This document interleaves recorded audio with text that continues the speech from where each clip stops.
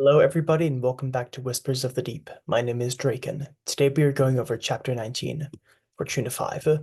So, Fortuna 5 follows the next couple weeks after the events of Fortuna 4 and Iroh 4. This chapter essentially follows the new administration of Eridonia, Fortuna's conflicts with Meg and Kanta, and the elaboration on various other plot lines which have been mentioned in previous chapters. We get a few new factions and characters introduced in this chapter, and well, there's a lot of details, some of which we will discuss at length as to what's really going on, as this entire chapter is focused on the differences between what's in people's heads and what they're actually willing to say. So, with that in mind, let's begin with the epigraph. So the epigraph comes from the Hereticon of Saint Philea, which is well, presumably based off the name, it's some heretical text which is not sanctioned by the Temple of the Triarchy. As for what the text actually says, it talks about how pious Melanthius brings the grace to the clans, presumably the seven noble families, to heal beneath the spires in fair clay. And then the lion, representing the kingdom of the clans, and the hawk snake, the Myconians would wed, and the lie of their union would be the greatest ever told, whatever that means. And the Lord of Blood and Binds is another one of the quote unquote evil gods or the Moonin. And as he tells his own, a chain is a chain no matter the length, and when the son inherits the master's name remains, which presumably is referencing the mating of the lion and the hawk snake to form the grips. Essentially, what I'm trying to get at in this is more of this idea that when political institutions change, if they don't change too much, the name of the organization remains. It's the same master, even if just a different management, so to speak. Anyways, let's begin with the chapter proper.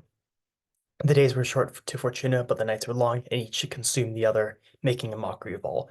So Fortuna's narration is not nearly as flowery as, say, Iroh or Lucian's, and then Ekin is sort of doing his own thing, where Ekin is very much inside his own head. But Fortuna has a more material way. So here we get this juxtaposition of the this sort of flowery talk about days and nights, and then an incredibly rudimentary talk about the monotony of the days and how the days bleed into each other. However, the main underlying thing which keeps on being come back through this chapter is that Lucian's gone, and now people are seeing what sort of ruling Kanta will do in Lucian's stead. And then there's also this idea of Fortuna's disdain for rats. Rats essentially being people who are here to take advantage of the new system. And they give the comparison of the rats that crawl out of the walls when the master is away, which is the theme of infestation. However, the idea of rats in the walls is also a reference to a certain H.P. Lovecraft story. So, one of the rats is before them with the small beady eyes and twitching scarred hands, resembling that of a rat. And this man is someone called, well, first off, before we even get his name, we get the idea that he is excessively obsequious to authority, or at least is putting on some kind of show. There's he falls to his knees and presses both palms to the stone floor, which is not what we've seen in terms of bowing. This is more proskynesis of literally putting yourself on the floor. And Kanta orders from atop her family's throne. It is not quite her throne yet in right, save for us, your name and purpose. Throughout the chapter, Kanta uses the royal we, which is using we or us to refer to the ruler in an institutional sense. The king says, "We don't do that. We do not permit such things," whereas they refer to themselves with I. Anyways, this stonemason is named Mikel of Old Elon. On the map, Old Elon is rather much to the south at the bottom of the Altus River. And here he says, "My crafts are masonry, and they grace the walls of castles across the Circaias, near and far," which the two meanings of nearer and farther Circaia. However, the fact that they grace the walls suggests that his masonry crafts are like gargoyles and not, say, stone walls. "I've come to offer you my services in these trying times." And then Meg correctly says, "I have never heard of this man. What can he provide they haven't already?" So we get the idea that Miko is not like a world-renowned stonemason. He's just a guy.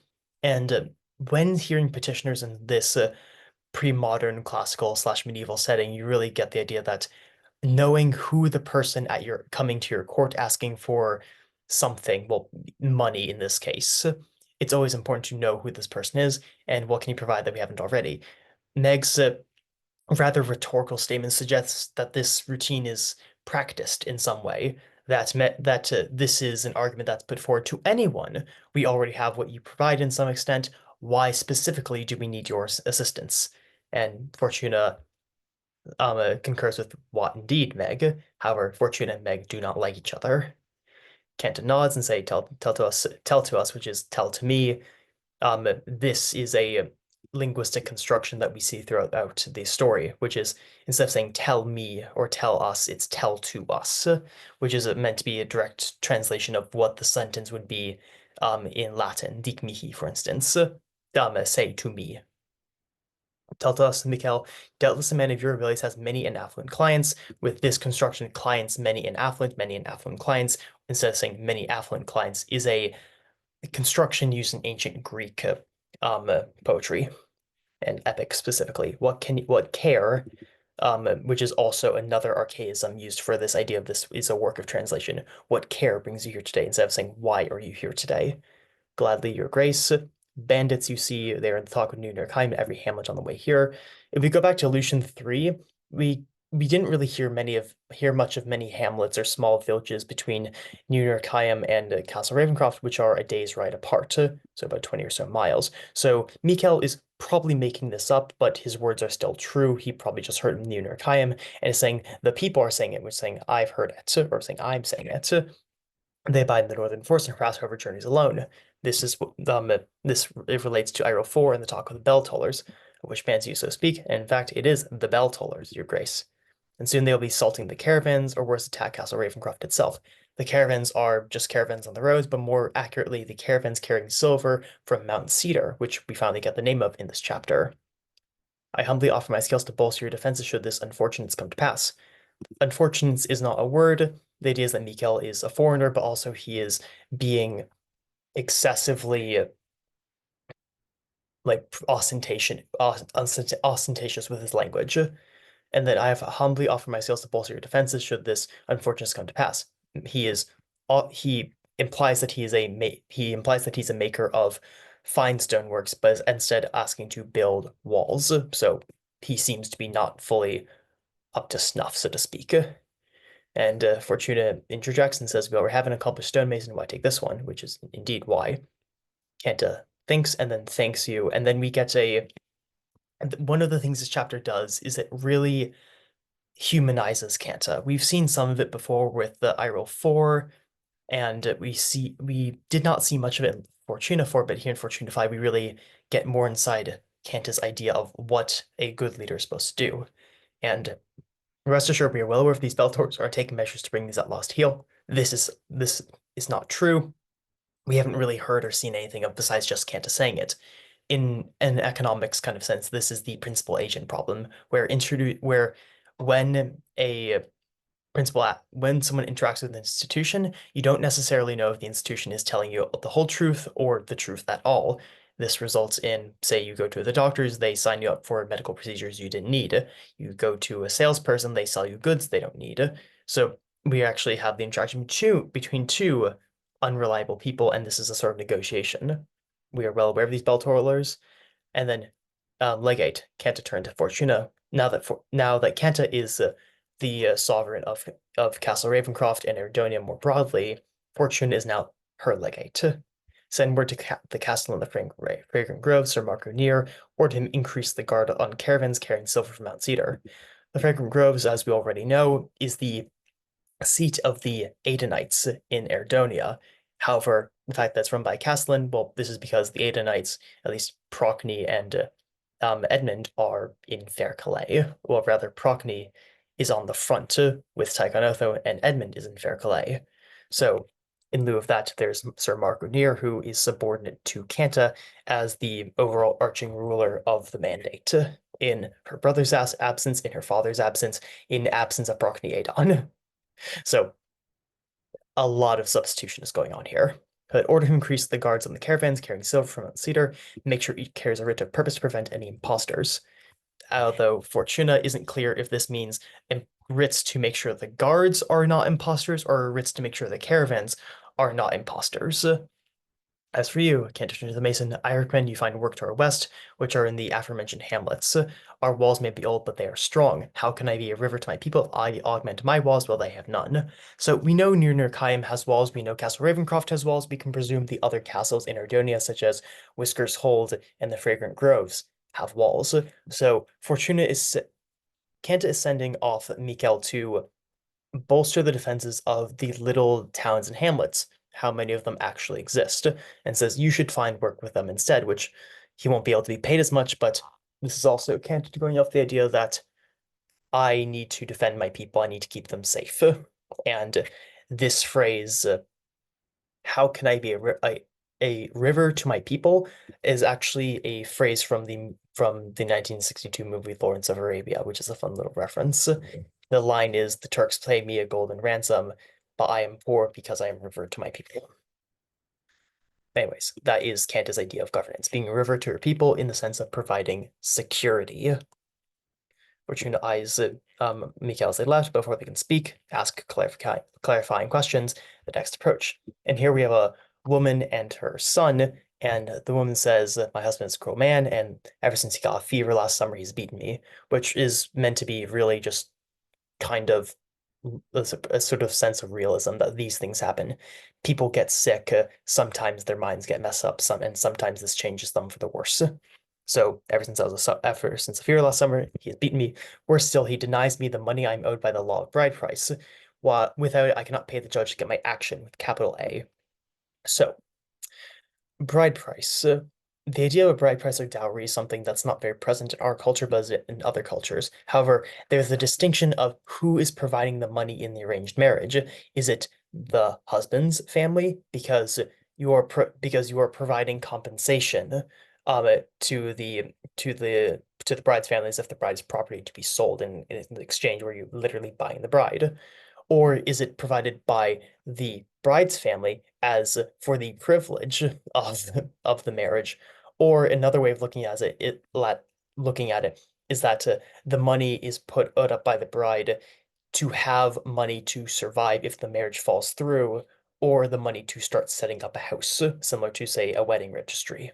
So there are many different cultural ways of looking at it, but it seems in this culture, the law of bride price is that the husband has to set aside money in the marriage with which the wife, if they need to get a divorce, is able to go get a divorce, with the action being the actio, Latin actio, a legal ruling, um, or just divorce more broadly. So Fortuna, however, is paying attention to the idea that this judge is accepting bribes, although the action may be the cost of going to the judge or the cost associated with filing for divorce with the judge or something of that sort. Now, granted, you might actually need a bribe or some equivalent for the judge, because if the wife goes to the judge and says, "I'd like a divorce," and the husband says, "I don't want a divorce," who do you go with in this legal system? You probably go with the man, because this is a pre-modern sexist society. So, Fortune says, "Nevertheless, we do not suffer judges to take bribes. Who is this man?" Because they're concerned with the idea that this money is to pay for bribing a judge to get them to rule the way you want to, when otherwise they might not, which is all sorts of messed up. Fortuna can't decide it. That matter can wait. That matter will wait. What else happened? And then here we thought same with my mother's, but came here instead, which is fairly reasonable. We can assume the mother lives at least somewhere nearby, but maybe in the same town, maybe not. Who knows?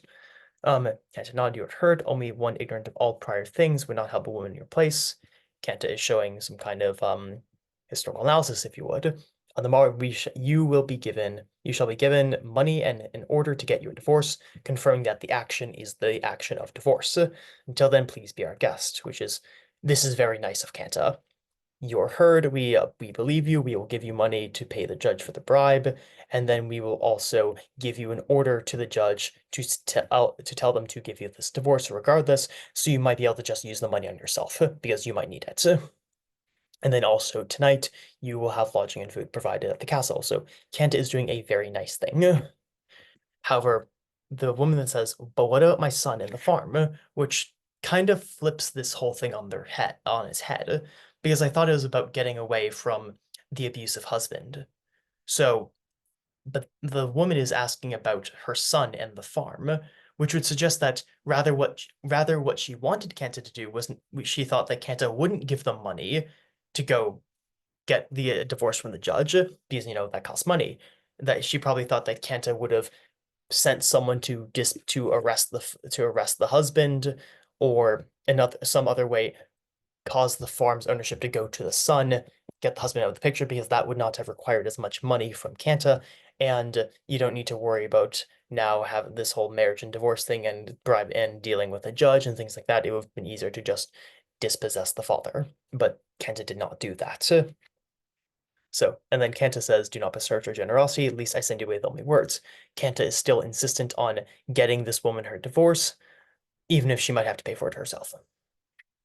And Fortuna is not happy with this. That it shows Kenta being rude and somewhat demeaning. Although from Kanta's perspective, she's acting in a perfectly logical manner.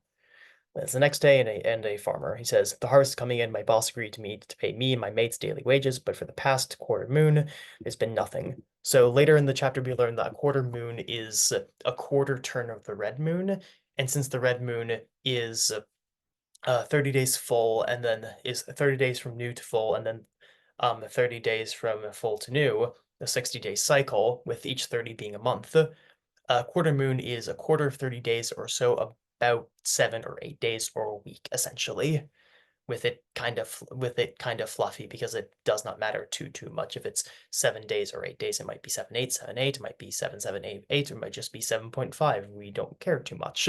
But the idea is that it's about a week. So but they haven't been, usually you'd be paid wages, daily wages, but he's not being paid anything. And Meg's like, daily wages, what's this? We live in a feudalistic society.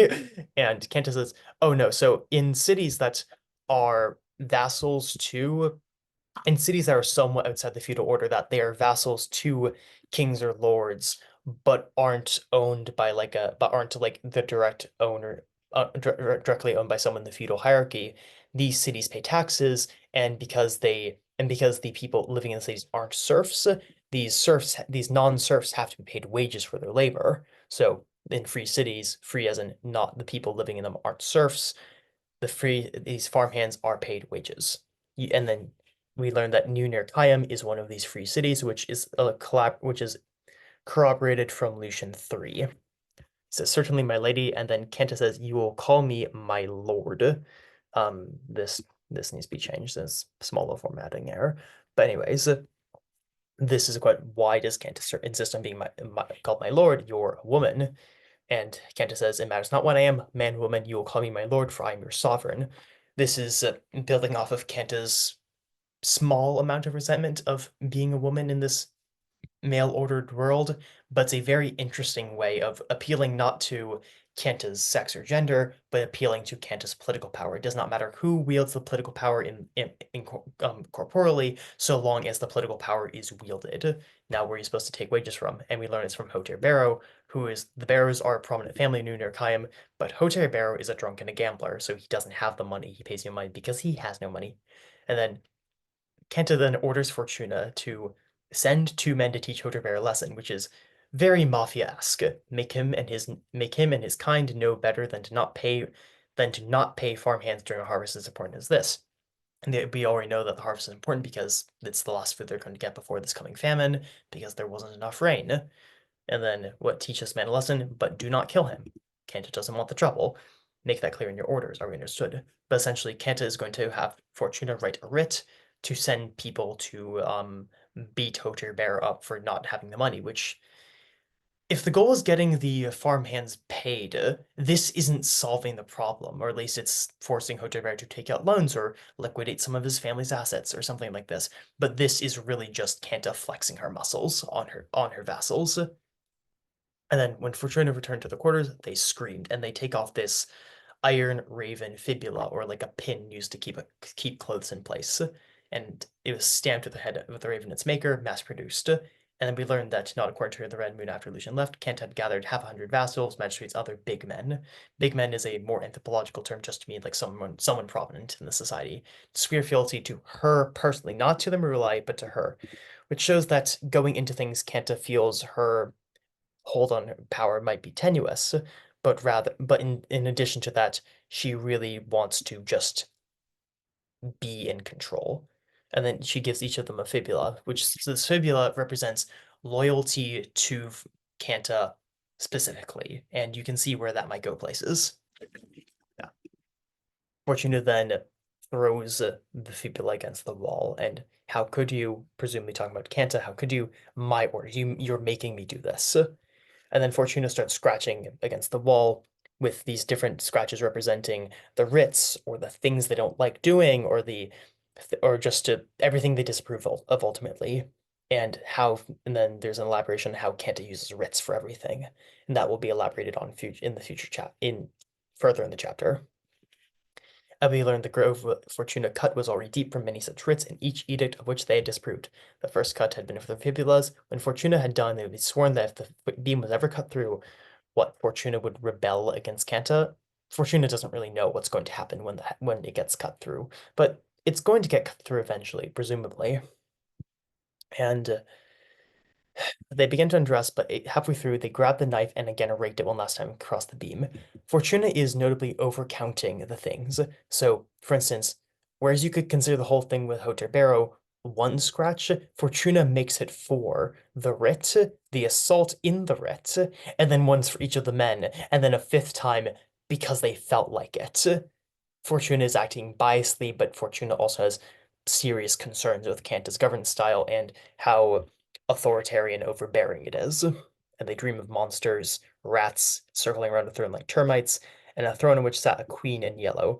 Who is this queen in yellow, the hidden face? Well, Kanta is called having a mask for a face several times in the chapter, so presumably this queen in yellow is Kanta. As for what the exact iconography of a queen of yellow, that is another reference to something, which might become important later, especially on what the queen, or rather monarch in yellow's abilities are. The days and petitions blend together, and time is progressing, and the crescent is sharp as the blade of a knife. Wild dogs, Kanta doesn't do anything. A laborer, Kanta sends them away with money, and then just the days continue. And then here we get the next main vignette, which is that there are two people. Fortuna misjudges them as half siblings or spouses, but we learn that they are cousins. And these are assumably people who expect Kanta to know who they are, but Kanta either doesn't or is pretending they don't. We become bearing wretched news. And crooked mouth could mean like they're literally like a weak chin to have a crooked mouth, or it could mean they're lying because crooked mouth means lying. My brother's been murdered. Their names, at least I remind you of them: Kilianos and Melinda Centaur. So the Centauri we learn are a landlord family, the second wealthiest in New Nerikayim. So now we learned of three major players in New Nerikayim: the Centauri family, the Red Brick family, and the Barrow family. And the Centauri and the Centauri and Red Bricks are landlord families, and the Barrows are do something else. But these are not noble families, notably. They are more bourgeois families. Anyways, so Killian also plays you Melinda, his cousin, and my brother, who's the guy who's murdered, who lived with a few years, was Minoru Centaur, who was the second son of the Centauri landlord family. So Fortuna thinks that at first that the Centauri guy was murdered by one of their clients, some kind of class conflict type thing. And Kanta says, I'm familiar who killed him. He was murdered. So Kanta says, who killed him? And Kilianis insists he was murdered by his wife. Fortuna is frowning, presumably because it wasn't actually one of their clients, Rena Redbrick. So they scouted as one. The Red Bricks were the Centauri, but worse, Fortuna knew, but not recalled that the rivals had put aside their difference with a marriage. The same. So here we learn that Kanta is more on top of local politics than Fortuna is. Fortuna is very concerned with systems. Kanta is concerned with actors. So they have different outlooks on things. Had it happen ever since their marriage last year, that slut has lived under a roof and eaten our food. My cousin and I were there first to help Minos run his father and brother's business. So here we learn Minoris is the second born son of the Centauri family. There's the father of there's the Centauri father, and then there's the Centauri firstborn son. They live um in the manor, presumably the Centauri manor. Minoris used to live in a secondary house and then had his brother, the third son, Kilianus, and a cousin from different branch of the family, Melinda, to work with them to help with the business. So Minoris is actually the third born son. Or rather, Kilianus is the third born son, Minoris is the second born son. And Kent asks, how did he die? Poison. Kilianus, but how do you know? Because he's dead, which is no, that's not how this works. Someone can die without being poisoned. It's not every day a grown man falls ill and dies so suddenly, or my lord. So he's saying my lord because he knows that Kenta likes being referred to as my lord. However, his actual story of saying he's dead because he's poisoned because he died suddenly, this is completely illogical because this is a pre-industrialized world. Grown men fall ill and die all the time. Granted, in our society, grown men die, grown men fall ill and die all the time. So it's like, what's he getting at? And that's so inopportune in time as well. So now Kilianus and Melinda introduce this idea of the will. According to Melinda's story, the idea is that Minoris, in Minoris's will, there were shares for Rena, Kilianus, and Melinda, and that Minoris and Rena were fighting one day, and Minoris said he'd ought to write Rena out of the will and give her share of the will to Melinda. Why? You, who knows? You can come up with your own explanations for that.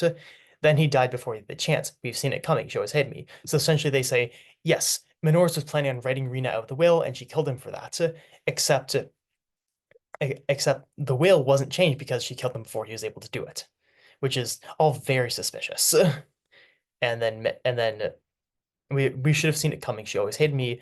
Rena hating Melinda shouldn't have anything to do with Rena killing Minoris to prevent her from being written out of the will, unless Rena was specifically killing Kilianos to prevent the will from going to Melinda. But if that was the case, why not just murder Melinda instead of murdering Minoris, the guy you're politically married to stop the feud between your two families?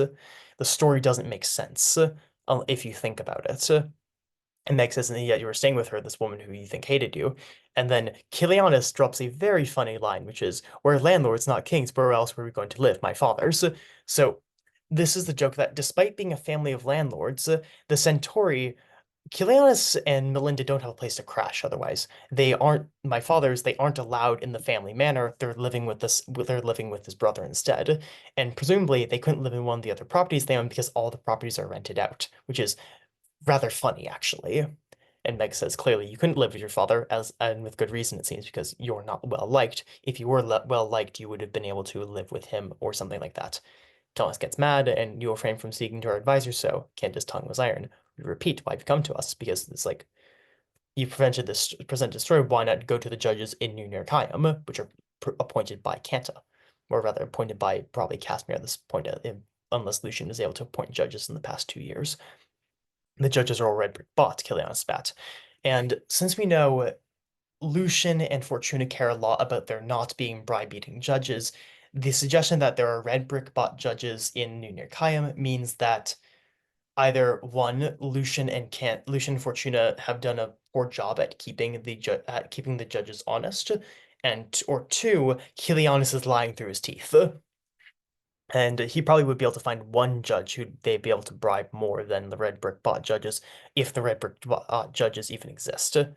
Fortuna, however, is Fortuna isn't really sure which way to think of one another, but is more concerned about the rats, and is still mad at the idea that the tendons and the hands is like symbolizes Fortuna. The tens in the hand signals that Fortuna is mad about the idea about something, and the idea is presumably that there are more corrupt judges. That is a problem they are continually having to deal with. So, as you wish. The left Canto was silent, still stunned until her mouth twitched. She was trying not to smile. Whereas Lucian misreads people's facial expressions, Fortuna always gets people's facial expressions right. And Kanta is trying not to smile. Why is she not trying? Why is she trying not to smile? I understand. You cannot return. You fail for your lives. So here we see Kanta acquiescing to what they are saying as your lordship is known, like your father, to often take a more direct approach, which is something interesting because previously we were led to believe that Lucian's governance style wasn't directly informed by his father's, but here we get it sort of flipped on its head that maybe Casimir was more willing to do covert actions and Lucian was either not aware of this or less willing to entertain such things. But the idea is that such direct approaches would be killing someone, presumably, or um, doing what Kanto was doing with sending thugs to beat up someone. But something a more direct approach is, well, some sort of extrajudicial means, and Fortuna does not like this. And then Kenta affirms this, says, "You would have me uproot law and safety for the sake of your feud." It's like presumably install, depose old judges, install new judges kill someone, do a retribution killing against the red bricks, whatever have you. You'd have me uproot law and safety for the sake of your feud, and on such proof, even on such little proof, even if for a crime against God's nature, which is the killing of family members. Nevertheless, we've discussed this matter further under his Tark. Carry these two from this summer heat. We know of one place in Castle Ravencroft which is cool in the summer, which is the Chasm of the Crypt, which is where the dungeon is. As for you, my rook excels in medicine and healing. He will know which poison fell your kit. So here we learned that an education in medicine and healing means also an education in poison and how poisons work. And if you look at what Kent is saying, she's actually saying, have these two arrested. I'm going to go question them. And Kilianos and Melinda, this completely goes over their heads. And then she said, and then to confirm this says, don't forget the birds. And then we get this shock of the shut door being like the jaws of some great beast. Don't forget the birds is from Lucian, is from I Roll 3, which is the idea that by Erdonian custom, when someone is imprisoned, they are imprisoned with a bird to see if they kill the bird. If they kill the bird, they die. Enough of this. Meg see to Brother Preston. After you, come with me. And they go down next to the oven where you're heating stuff, so you can heat water as well. And then there's a bath laid out with a bunch of different tools, things many and like.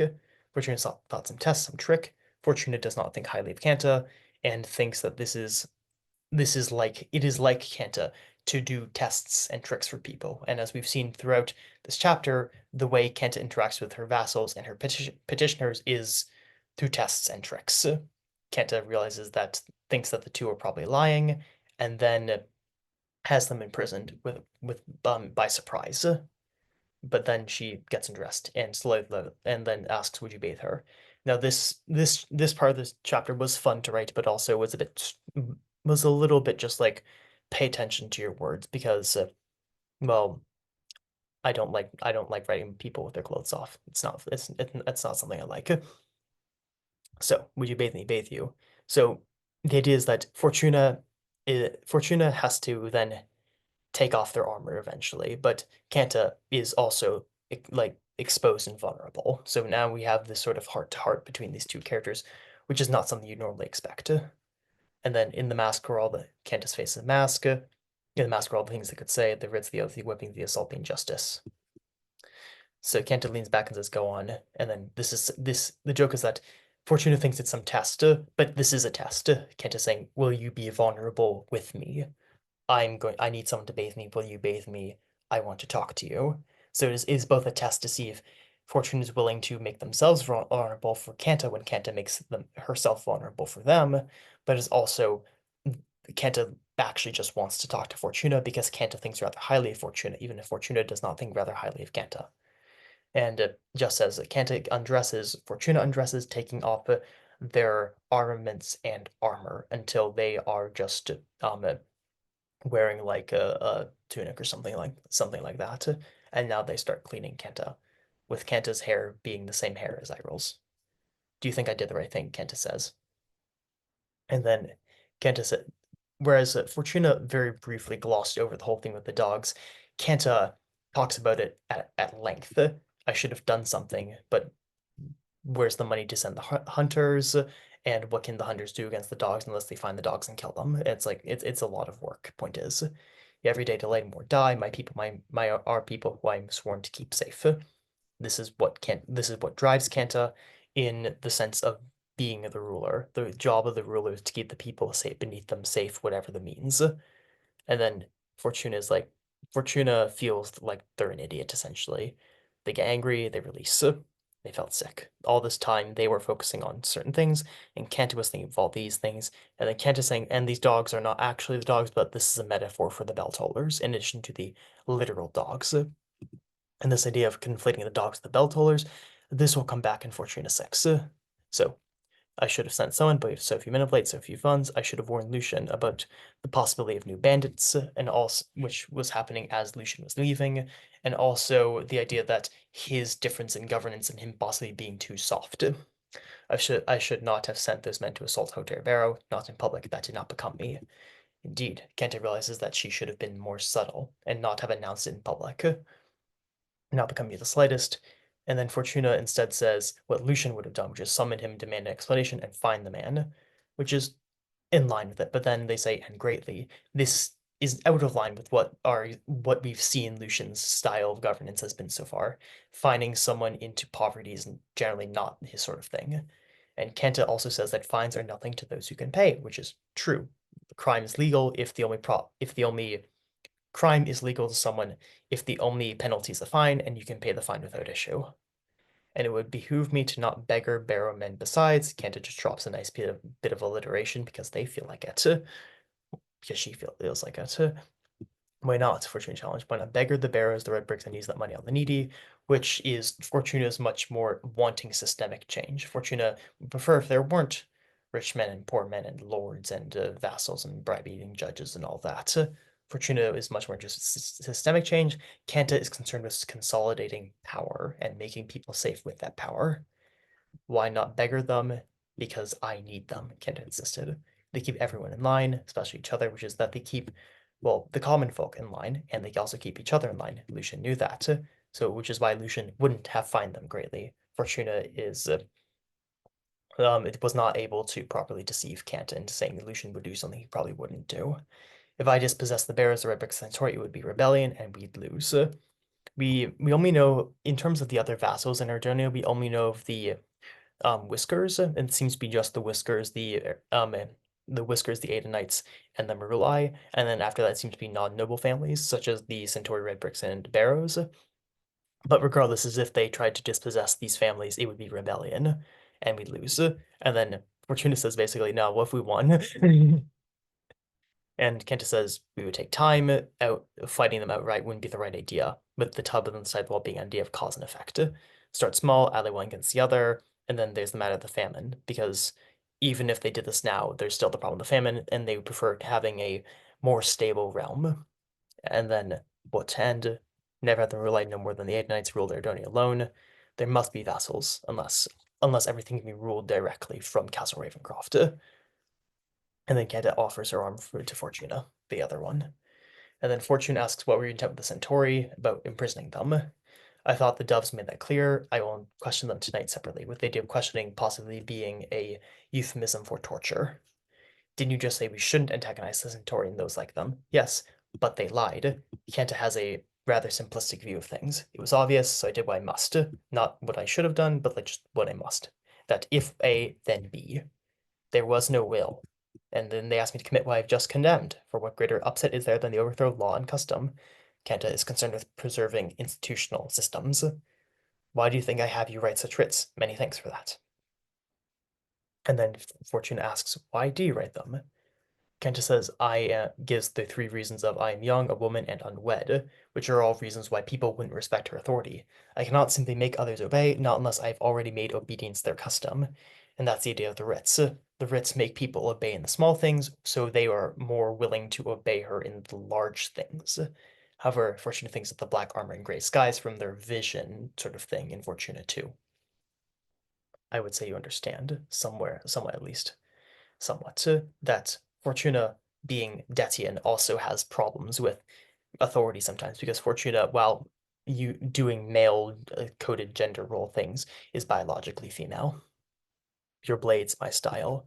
Blades being weapons of war, style, or the stylus being a weapon of statecraft. Different struggles, different clothes. And then Fortuna admits that sometimes they forgot that despite everything, Kanta is 16 and all the expectations that accompanied it. Say Kenta's a teenager, she's not really of age. And whereas the gods had made Fortuna flat and never hipped, it seemed they would grant Kenta no such luxury. I do not, because Kanta is 10 and 6. I do not want to elaborate further on Kanta's physical appearance in these regards. Absolutely not. It is completely unnecessary to the story. But the point is, Kanta is more feminine looking, where Fortuna is more androgynous looking, and we will leave it at that. So, sing for me, for Fortuna, Kanta said, if you would, which mirrors I roll 4. Sing for you, I cannot. Whereas Meg acquiesced, Fortuna refuses. Forgive me, there's little enough music in this place. Sometimes I need to resort to the chasm of the crypt. It's filled my mind of late, not going down, mind you. But this, so let's see what Kanta actually says. In my, I don't plan on going down into the chasm of the crypt, but in my dreams, I do go down to the chasm of the crypt. And by the way, I'm having trouble sleeping. In the dreams, they want to see what's down there, like the Lord of Blackbirds, with this association being the association of Irel 2, the Lord of Blackbirds with the chasm of the crypt. We build a tower to the heavens. In Irel 2, it's not a tower by the ladder, so different retellings of the same story. And the chasm is an inverted tower, which is true in like a structural sense, but it's also an inverted spire. So the idea is that maybe if the Lord of Blackbirds was trying to go up, maybe instead he should have gone down, and that the gods which reside in the heavens or below the sea or deep in the earth or whatever, anywhere that's far from where we are currently, the idea is that maybe the gods are down at the bottom of the chasm of the crypt, whatever is down the bottom of the chasm of the crypt, and maybe I ought to go down there and see for myself. So Kanta has gone in the space of a paragraph saying, I do not plan on going down to the chasm of the crypt, to maybe I should go down to the chasm of the crypt. To me, it sounds more like she is actively thinking about it, if not has been doing it already. Fortune chuckles to themselves and says, and die, because no one's gone down to the bottom of the chasm of the crypt, presumably. Unless we were thinking about the things that we saw in I Roll 5, whatever they mean. Stories how many years have the Maruli lived here? 1,000, 2,000, there must have been someone. And then Kenta gets into the idea that in the Undercroft, there are hundreds and hundreds of funeral masks, but there aren't enough to account for every single person who would have a mask made for them, who's lived in the castle since the Merlai showed up. That these are only more recent masks. There must be other ones farther down, another Undercroft. And if there is another Undercroft farther down the chasm, where are what other things are down there? Fortuna jokes that's a river of gold or a dragon, and then Kenta says, in inversion of fantasy tropes, dragons don't like gold, and that they say their vastness, their physical strength was alone to dominate man when the world was young. So through the mentions of dragons and dragon eggs, we get this picture of that in the primordial past, the dragons lorded over humans, and the humans revolted, and something like that. And then it seems that when human societies did that, they used dragon scales as currency, and then transferred to gold currency when the dragon scales eventually crumbled into dust from being so old. You should know that. This is Fortuna seemingly forgot this fact, and then Kenta says, whatever, I'll clean myself the rest of the way. And Fortuna armors themselves, and then Meg has this like, wait, Kenta was with you and not with me? That's not fair. So that's fun. And then we get to some time later, Melondative Alion. Alion we learn is that this mandate to the north of Verdonia, whereas near Circaeus to the south. And Alion is strange because their customs are different due to the culture that settled there and long ago being different as well. What sort of crafts, tinctures, draughts, and elixir too? The focus of the mind to soothe the limbs or heart, to ward off Estelle's embrace, or call her should you be wanting.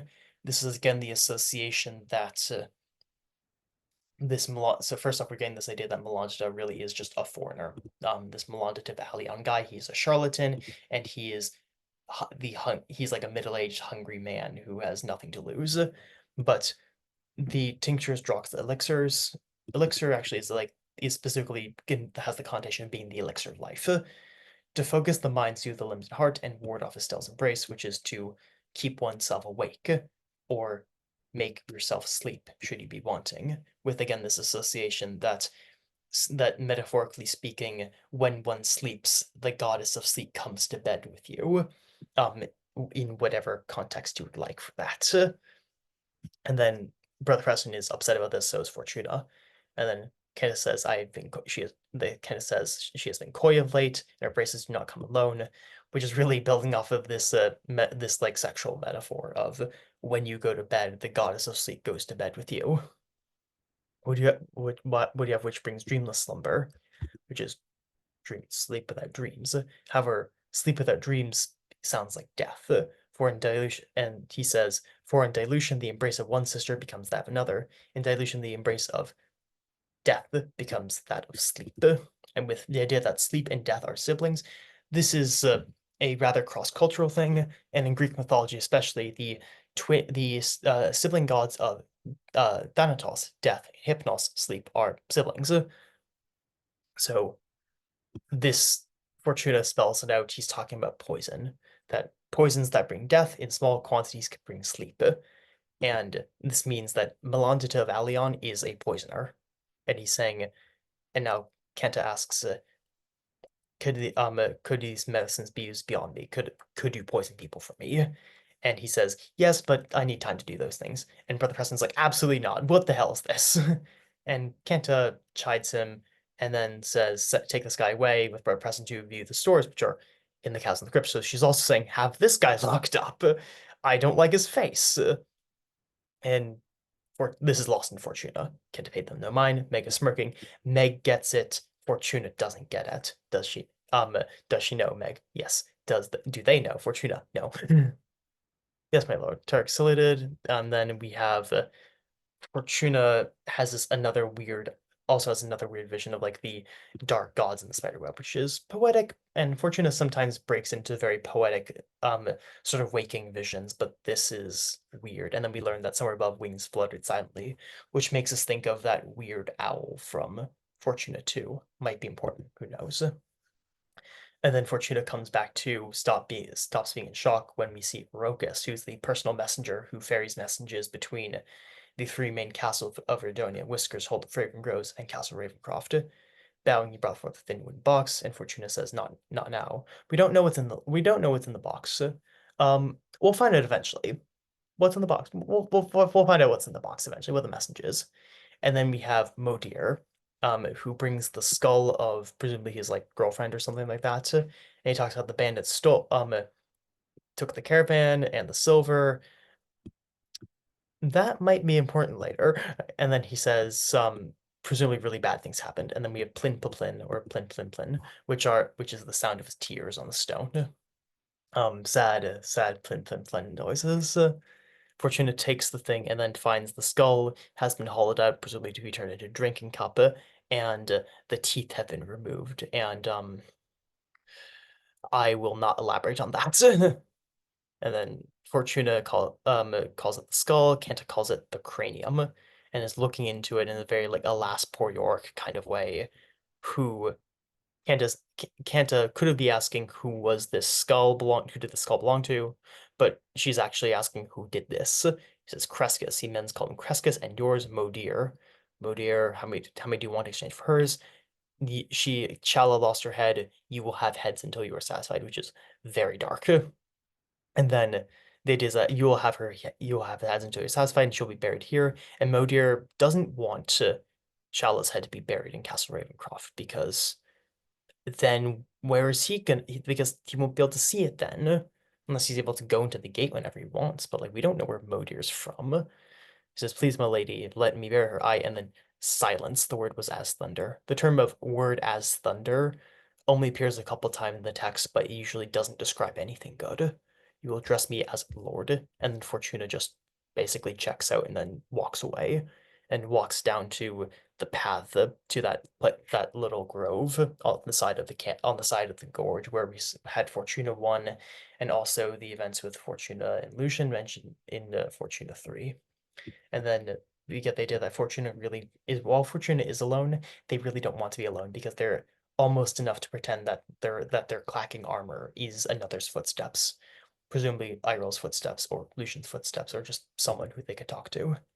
And underripe, not yet ready, which describes Fortuna's basically general position and Kanta's opinion of Kanta that things are underripe, things haven't developed properly right now. And then Fortuna snaps off the branch, hurls into the below. Fortuna with the scratches, with the hurling of the branch, with the hurling of the fibula. Fortuna has anger issues, and then they cry, surrounded by ghosts, and the well of bitter tears. It's depressing, but that's basically the chapter, and next time we're going to actually go back to Ekin for Ekin 6. And I don't want to give too much away, but choices and with it and Doom timelines. But that's all for now. I will see you all later. Bye.